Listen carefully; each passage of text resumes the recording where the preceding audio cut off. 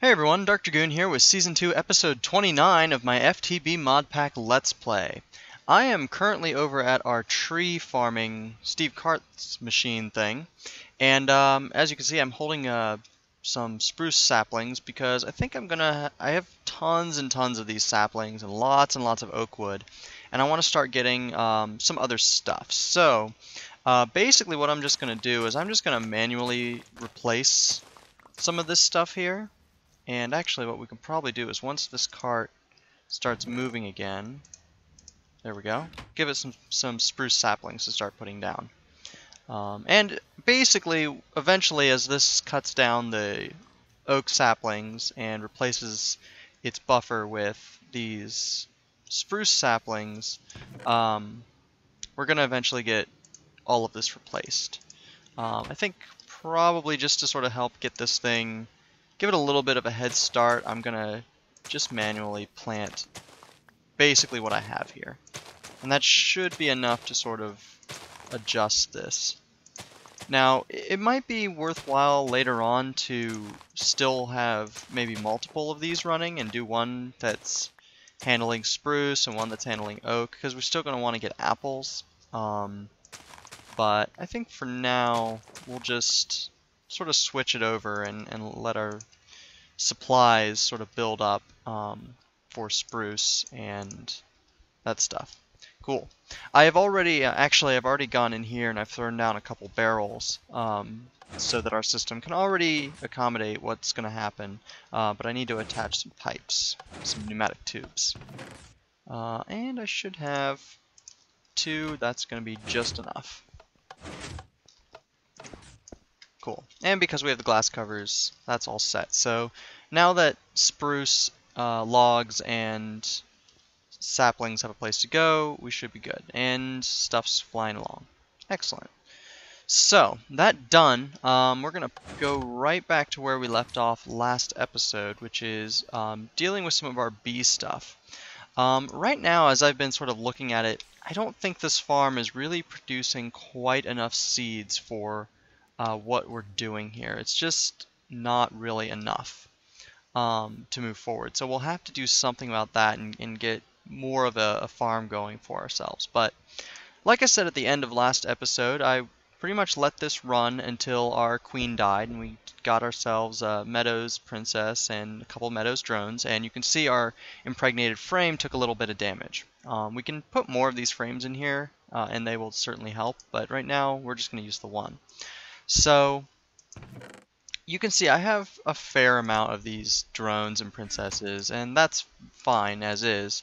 And we could just keep breeding the meadows drones with themselves and the forest drones with themselves, but we're going to start doing a little bit of crossbreeding and see what happens. Because that's really the trick. The way that you actually get some of the more advanced bees is that when you crossbreed, their genetics will combine, and you have you basically have a small chance of mutation that would be for the bee to become something else. Obviously right now we have a forest queen and a meadows queen, and you might be wondering, okay, well that didn't seem to do anything. Well, we're really not going to know what the result was until these 2 bees die.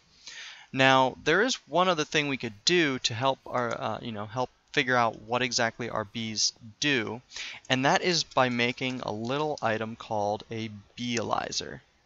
There it is. And of course the forestry plugin for NEI is not working, so let me get together the stuff I need to make a beealyzer, and then I'll show you guys that. Alright, so I'm here at our carpenter, the one with water in it, and I'm going to basically start putting together a couple things, because we're going to make ourselves an item called the beealyzer. And this will let us read the abilities on our bees and be able to tell us exactly what they provide, all their different traits. So we're going to flip on our lever, and that should get power sending over to our carpenter. Excellent. So the problem is with this beealyzer, it needs a little item to run, and to be able to get that item, we're going to have to put together our new machine. So we're going to need a sturdy casing, and then we're going to take some copper. And there we go. We'll get a centrifuge. That will let us spin the various bee products that we get to get, well, lots of different things. So Beelyzer's done. Excellent. And I can go ahead and clear out the recipe there. So let's take a look at the Beelyzer real quick. You can see it's got a nice little UI here, and it tells us a little bit about how the Beelyzer works. Basically, we supply a bee and provide honey or honeydew as a pacifier, and it'll give us lots of different information. But like I said, we don't have any honey yet, so we're going to have to get our centrifuge set up and spin some of the combs that we've been lucky enough just to find naturally out in the wild. So I'm thinking this will probably be best to go, let's go with over here somewhere. How about there? And then we'll run some redstone energy over to it, because like most forestry machines, it does need some buildcraft power to work. So let's see where we put this thing. Should probably have dug out a hole underneath it first, but oh well. Okay, there we go. That'll work. Just jump down. Alrighty, so yeah. We'll just run our line over here like so. Cool. And our centrifuge should now be getting power. Now this thing probably needs a fair amount, so what I probably need to do is go back to our system over there where we're producing our power from our green factory. I don't know why we're calling it that. It's just because it's green, I think. Oh, nice. We're starting to get quite a bit of good stuff from our switching over to a spruce-based economy. Let's see here. Let's pop into our redstone energy cell and take a look. Let's just bump this up. Obviously, it can't input much power because each of these are only going to produce 5 at most, but then again, we should be pretty good. And right now, obviously, it doesn't require any power to run, so it's not going to. So let me sleep through the night real quick so that we don't get jumped by creepers, and I'll meet you guys back at the centrifuge. Alright, so here we are back at the centrifuge. You guys can see I've picked up, we've actually produced a couple honeycombs, but most of these are things that we just found by breaking up our beehives out in the wild. So we're just going to put our comb in there, and you can see it will start to run pretty quickly. And it will start producing some materials. Now obviously beeswax is one material you're going to get. Let's see if we get lucky and get a bit of honey drops, because that's what we're really looking for. There we go. We got a honey drop. Cool. Let's see if we might get a couple more. Yeah, there we go. Two should do the trick just for now. So we've got our bees over here, and actually they're pretty close to dying, but I'm going to go ahead and pull them out now. And we'll take our Beelyzer, drop our honey in. Now this should stay in the Beelyzer, so if I close out of it, it's still there. So let's actually take a look at our forest bee. And you can see we pop it in there, it'll eat up one of the honey drops, and it'll give us a whole lot of information about its genetics. And basically, similarly to how genetics really work, it basically has dominant traits and recessive traits, active or inactive traits. So both of these are going to come into play. There's basically a percentage chance of you sort of getting the different active or inactive traits, but it's very complicated. I mean, if you've ever taken high school genetics, I mean, that's pretty much what you're looking at.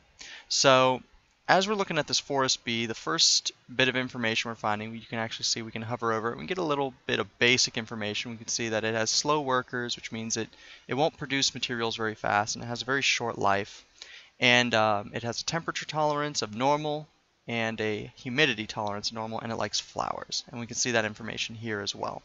So lifespan, like I said, that pretty much tells us how long the bee will last. Speed will tell us how fast they'll produce products. I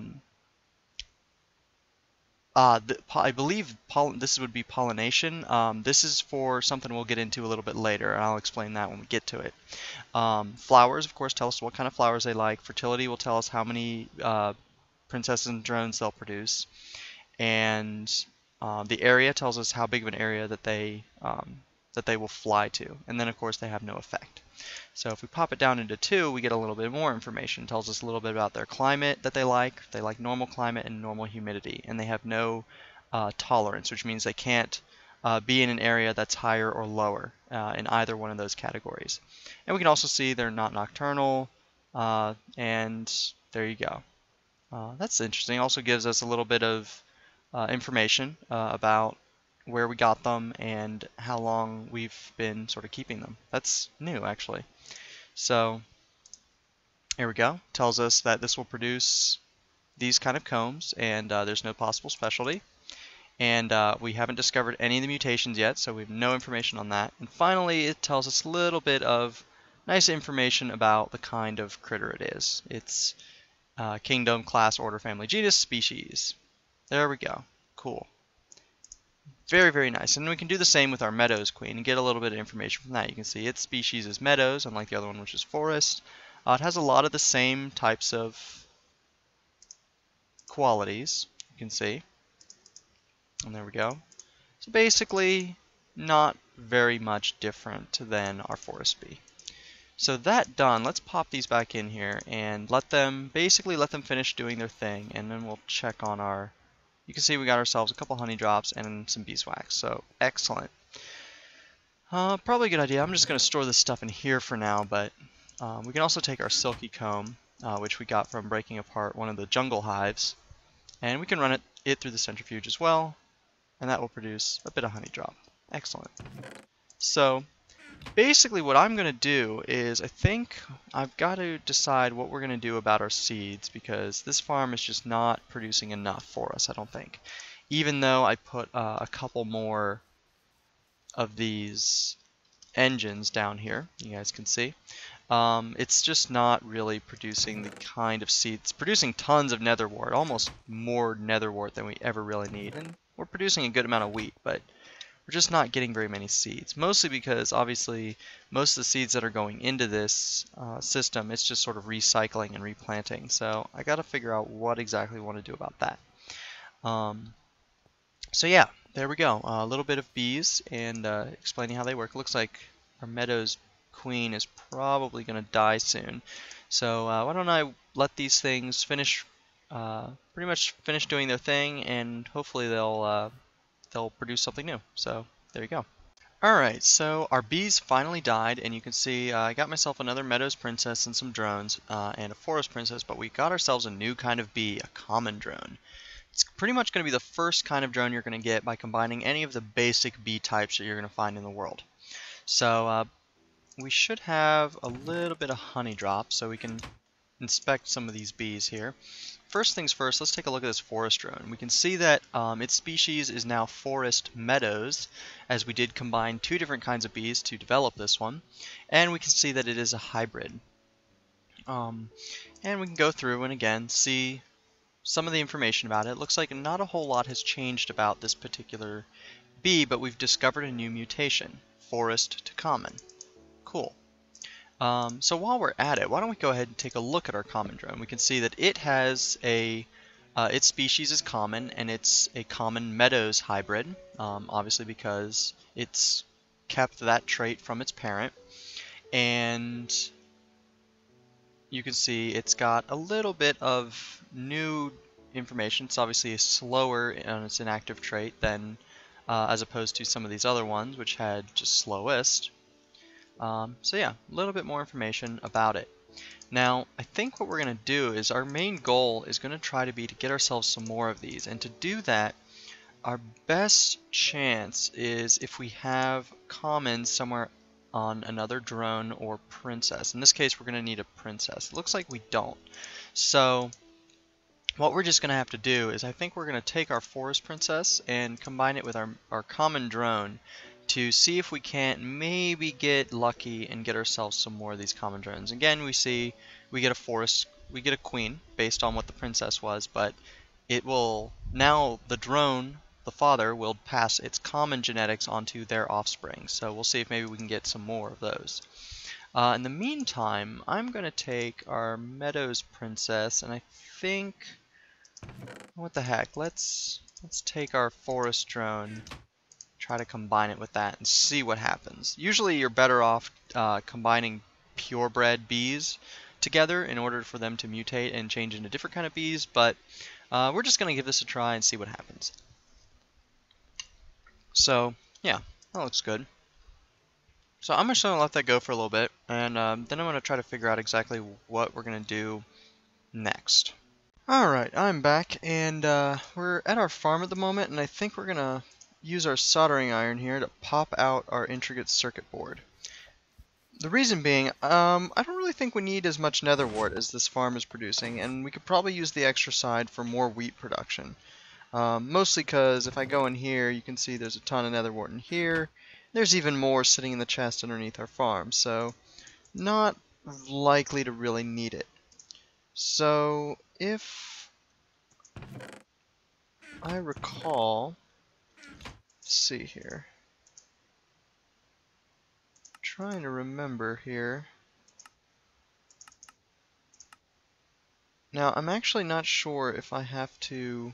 I might as well just make a bunch of new tubes for use. If I recall, it was the bronze we're looking at. So, and oh geez, this chest is getting out of control. It's probably clogging up our system. Yeah, I can see stuff coming along. I'll probably have to try to fix that. As you can see, our quarry has done pretty well for ourselves. We are also going to need a bit of glass to melt up. There we go. That should do. I'm just going to make a couple more of these tubes, because like I said, I think we're just going to completely have to remake this whole circuit board. So, and I hope I'm remembering the right tubes that I'm interested in. And of course, this needs to heat up. So, there we go. We'll just let this heat. Shouldn't take more than a couple seconds. Come on, come on, come on. Cool. Bronze electron tubes. I hope I'm not... Obviously that's for the engine. Excellent. Crop farm. That's what we want. We're just going to basically completely remake this. There we go. Now it's going to provide crops on all four sides. A little bit of a loss, but no big deal. And it's night, so let me sleep through the night. Okay. Back to what we were doing. We're basically just going to throw this in here, right back in here, and it'll resupply all our wheat, and it should start going ahead and setting itself up. Cool. And technically, I could go ahead and adjust this a little bit, because I don't necessarily think we can manually put dirt in here, it's no big deal. And there's a creeper running right for me. I'm going to try to fake him out a little bit by running away from him. Of course, I need a new diamond sword, but I've been putting off making another sword until I have enough levels, which is another problem we're going to have to fix sometime in the near future. Come on, don't blow up. There we go. Okay, so you guys can see the farm should be able to start setting itself up just fine, and it's going to use some of its seeds to get going. Now, I'm actually not sure if right now these can, because it says that they're crop farms, but I'm not sure if they're already set up to handle the other kind of seeds. Out of curiosity, I'm just going to put that in there and see what happens. It might be that it requires a manual farm to work, but it doesn't look like it's going to plant the flax seeds. Just curious. So yeah, there we go. That's going away. So hopefully that'll help us out a little bit. We're probably going to have to do something else, because like I said, right now this is not exactly giving us enough seeds, at least as many seeds as I would like to be able to keep supplied in our bee factory here. You can see I've been hard at work getting it making it look a little nicer. So you can see we have it indoors now, and yeah, so it's starting to come together. I also made myself a few more apiaries, and they've been running. So let's take a look. Looks like we got ourselves another common. I'm gonna go ahead and slip him there in case. Ooh, another common.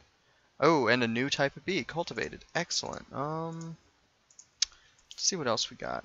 Let's see, let's just keep making ourselves a couple meadows bees, and then we'll keep trying to get ourselves a few more commons. That's ultimately kind of my goal here. Okay.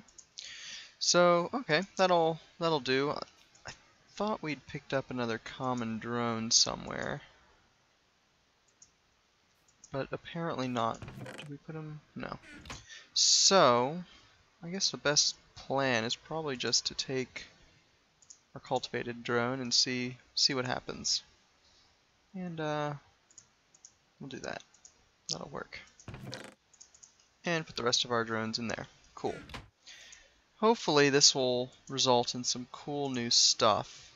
We've got a couple common queens. That's good. That's kind of where we want to be. Always want to be working our way up, and the common and cultivated branches of bees are pretty nice for producing a decent amount of materials. So, yeah. You can see I've definitely expanded out my apiaries, and unfortunately I can't really automate this too much until we start getting some good amount of bee products. So that's going to have to wait. I also went ahead and got myself a project table just to make things easier in here. So let's see, we're kind of at a impasse with our bees. We're really we have to wait for those, and we don't really have enough seeds to really make this kick this into overdrive. So this is probably going to have to wait a bit. So, alright. So I'm going to figure out exactly what we want to do, maybe about the seed problem, and I'll be back. Alright, it is time to solve our seed problem with a little bit of help from Steve's carts. I got myself quite a bit of materials here because I'm going to make quite a bit of things, so hopefully you guys can keep up. So first things first, for any cart that we're making, we're going to need to make ourselves a hull, and I think a standard hull is going to do the trick for us. So you guys might remember how to make that. We're going to need a couple of these iron wheels, followed by that will give us our standard hull. We should have plenty of modular capacity, I think.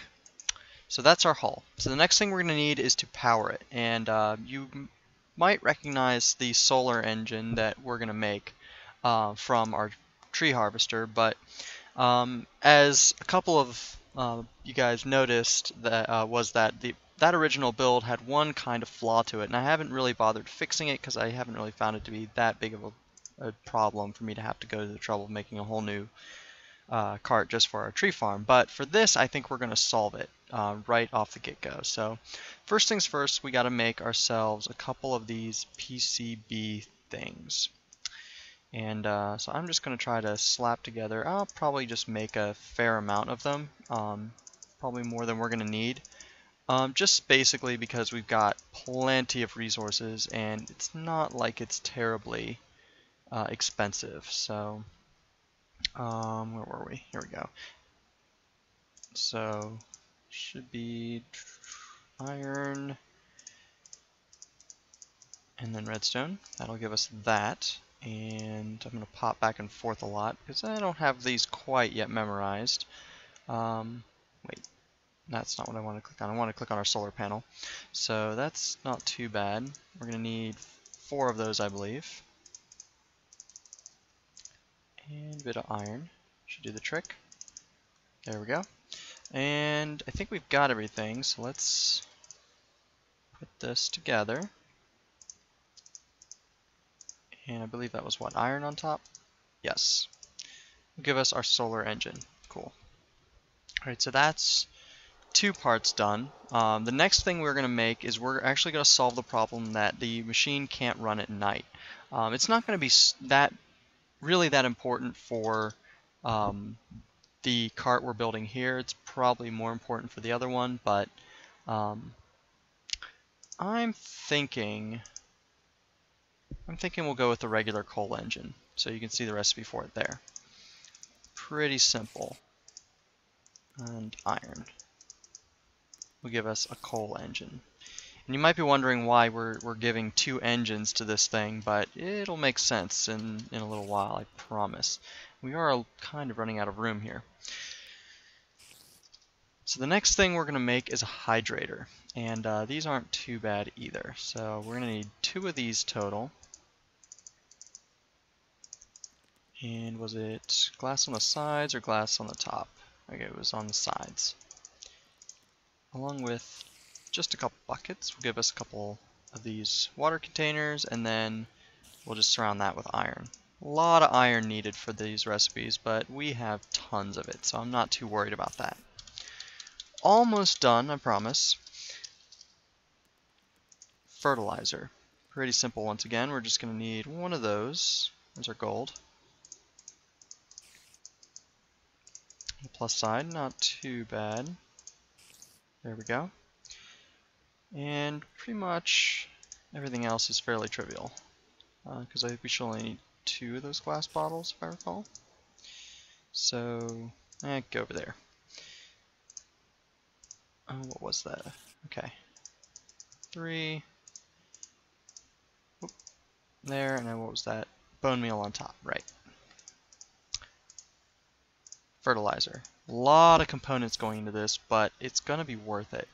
Last thing we're going to do is give it some storage capacity, just like we gave to our other one, with a side chest. So you guys saw me make these before, and these take quite a bit of time, so I'm going to make these off camera. Alright, here we go. At the cart assembler, we're going to take our standard hull. We're going to plop, you can see we can have up to 3 engines in this thing, so we're going to put a coal engine and a solar engine in there. Actually, there is one thing I forgot to make. Aha. So, well, let's just pop these in here real quick. I'm trying to remember. Okay, that's an attachment. I guess it makes sense if that's where it went. So we got our fertilizer. Where's our hydrator? It should go there. That's going to be a little bit of a problem. Okay. We're going to have to make a different chest upgrade, but that's okay. I'm not too worried about that. There's one other thing I'm going to need to make, so I'm going to meet you guys back at the crafting table. Okay, here we are, right back at the farmer. I went ahead and also made a front chest. You guys, I'll show you the recipe here. I'm not sure it's actually going to go on there, but we're going to give it a try. So there you go. And there's the farmer that we're making. Cool. So now we can pop back over to our cart assembler and hopefully get this thing started. But that's the rolling machine. So farmer is our tool. Looks pretty impressive. Let's see if that'll go on there. No, because the farmer interferes. So, it's interesting. Apparently, there's not going to be able to be any storage on this. That's a little strange. I'm a little worried about that. There's got to be some way that we can get storage on this. So, give me a second to sort of poke my way through this, and we'll see if we can figure it out. Okay, I think we figured it out. I think the internal storage should work just fine. We're not going to need a terribly large amount of storage inside of it because it's going to run pretty well on its own, and it's not going to be pulling up that much at any given point. So hopefully that will not interfere. Excellent. Looks like everything's in place. I think I've got everything. We are well underneath our hull capacity and our complexity cap, so that is good. And I think we're good to go, so let's start this thing assembling. That is going to take 23 minutes. So, in the meantime, while we're waiting for that, probably the best thing to do is go ahead and get some more rails made. Hopefully you guys can remember how exactly that works, because I'm probably going to do a bit of that off camera, but I'm going to go ahead and get myself some of the materials we need. Stack should do. And we'll just start getting this stuff put together. I think we still have another detector rail lying around, so that's not going to be a problem. And our iron plates can come out of there. So I'm going to just put these in here, let this thing go. We'll get ourselves some more of those, and then I'll get some rails started up here. And so this is going to take a little while to finish up between this and the cart, so I want to try to get all this in before the end of this episode. I know we're probably pretty close to the 30-minute mark, so why don't I clip it, and hopefully we can get this thing slapped down real fast.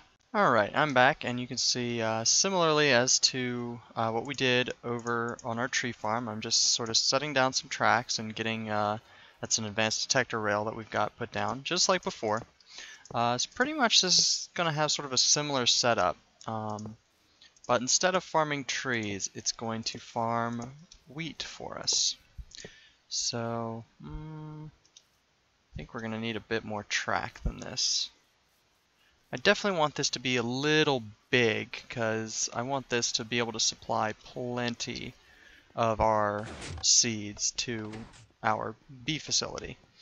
And that's pretty much the only thing I really care about. Obviously, we're going to get quite a bit of wheat from it as well, which is fine. Wheat is useful, so not too big of a problem.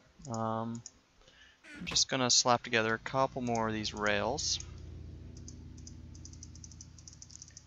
Just basically made up quite a few, and then we're storing some of our stuff in here.